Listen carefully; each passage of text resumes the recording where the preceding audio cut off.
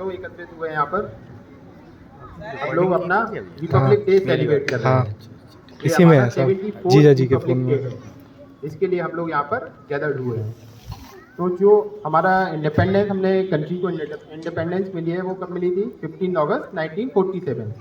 But हमारे पास कोई defined rules नहीं थे। हम लोग ब्रिटिशर्स के अंडर हम ब्रिटिशर्स हम पर रूल कर रहे थे। हम लोग ब्रिटिशर्स के अंडर में थे। जैसा वो लोग बोलते थे वैसे ही हम लोग फॉलो करते थे। हमारे कोई अपने कंट्री का कोई कॉन्स्टिट्यूशन नहीं था, कोई रूल्स नहीं थे, कुछ भी डिफाइंड नहीं था।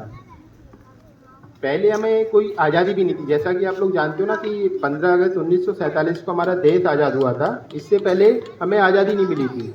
हम वही करते थे जो हमें ब्रिटिशर्स बोलते थे करने के लिए। हम ना अपने व्यूज़ को एक्सप्रेस कर पाते थे, ना ही कुछ अपना हमें कोई फ्रीडम नहीं थी, ना बोलने की फ्रीडम, ना कुछ घूमने की फ्रीडम, कोई भी किसी भी तरह की फ्रीडम नहीं थी हमारे पास में।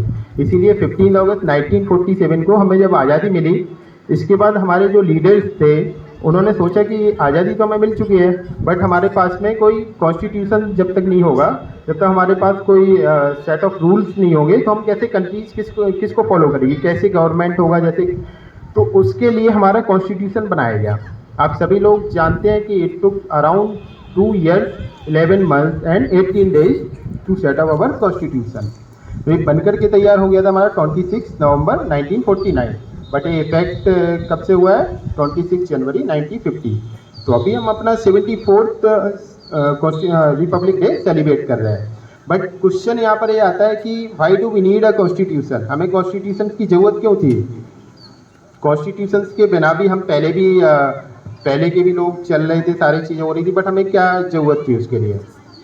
तो कॉन्स्टिट्यूशन, जैसे कि आप लोगों के सर ने पढ़ाया होगा, विपिन सोनी सर पढ़ाते हैं, सिविक्स वगैरह सब में पढ़ाया होगा कि कॉन्स्टिट्यूशन, रिपब्लिक डे, हम लोगों को रिपब्लिक कंट्री क्यों बोला जाता है? क्योंकि हम लोग आज़ाद हैं, हम एक डेमोक्रेटिक कंट्री में रहते हैं। यहाँ पर जो पहले हमारे राजा हम लोगों पर रूल करते थे वो नहीं है, जिसको हम इलेक्ट करते हैं वो आकर के हम पे, मतलब एक गवर्नमेंट, जो गवर्नमेंट होता है ना, रिपब्लिक के फॉर्म में हमारा है, कंट्री है।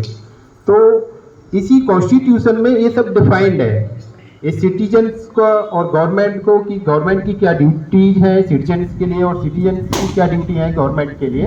ये सारा सेट ऑफ रूल्स है, ये सब हमारे कॉन्स्टिट्यूशन में ही डिफाइंड है। इसीलिए हमें कॉन्स्टिट्यूशन को फॉलो करते हैं। तो एक हम लोगों को एक यहाँ से कुछ प्रतिज्ञा, प्लेज लेनी चाहिए कि हम लोग अपने कॉन्स्टिट्यूशन को सही से अच्छे से फॉलो करें। जो अंडर प्रिविलेज्ड लोग हैं, जो हम लोगों के इक्वल नहीं है, एक जो हमारे उसमें दिया गया ना, राइट टू इक्वलिटी, जो हमें लगता है ना कि हमसे नीचे वर्ग के लोग हैं, या जो जिनके पास में इतनी वो कैपेबल नहीं है कि अपने बराबर के, हम लोगों के बराबर, तो उन लोगों को भी हम ऊपर लेकर के आए, है ना। इसी को तो हम कॉन्स्टिट्यूशन में फॉलो करते हैं ना, कि हमें किसी, इतने सारे कंट्री में हमारे में कितने सारे कल्चर्स के लोग रहते हैं, कितने रिलीजन्स के लोग रहते हैं, तब भी हम एक भारत है, मतलब भारत है, भारत के अंदर फिर जाकर के ये सारे रिलीजन्स हैं, सारे इतने क्रीड के लोग सारे रहते हैं, फिर उसको हम फॉलो करते हैं उन सबके लिए। और इसके साथ साथ आज वसंत पंचमी भी है। आप लोग जानते हो वसंत पंचमी है आज? पता था आप लोगों को? तो वसंत पंचमी से क्या होता है, क्यों मनाई जाती है वसंत पंचमी? इसमें क्या है, स्प्रिंग जो मॉनसून है उसका आज से आरंभ हो जाता है। और इसमें हम किसकी पूजा करते हैं? गॉडेस सरस्वती जी की हम इसमें पूजा करते हैं। किसकी पूजा की जाती है वसंत पंचमी के लिए? गॉडेस सरस्वती की, जो कि हमें बोला जाता है, हमारे जो ज्ञान की देवी है जो बोला जाता है, सरस्वती जी को ही बोलते हैं ना, उसकी भी पूजा की जाती है। वो भी हम वसंत पंचमी आज सेलिब्रेट कर रहे हैं। ये तो हो गया, आप लोगों ने बहुत ही अच्छी परफॉर्मेंस दी है।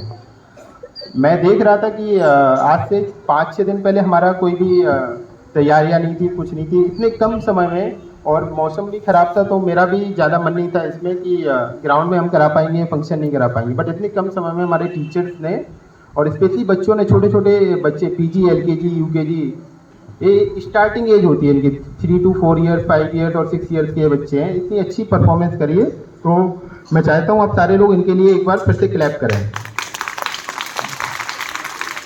हाकिम सर ने भी बोला है कि स्टेज पे आके परफॉर्म करना इतना आसान नहीं होता। विश्वास मानिए, इतने सारे लोग हैं, आप में से कितने लोग यहाँ पे परफॉर्म करा होगा? तो एटलीस्ट अगर कोई यहाँ पे छोटे बच्चे आ रहे हैं, अगर कुछ भूल भी रहे हैं तो कोई दिक्कत नहीं है, वो बहुत ही छोटे बच्चे हैं, स्टार्टिंग एज है, पीजी है, प्ले ग्रुप, जब उन्होंने यहाँ से पहले, आज से पहले कभी स्कूल देखा भी नहीं था, इतनी बड़ी ग्राउंड पर और स्टेज में बोलना बहुत ही कठिन होता है।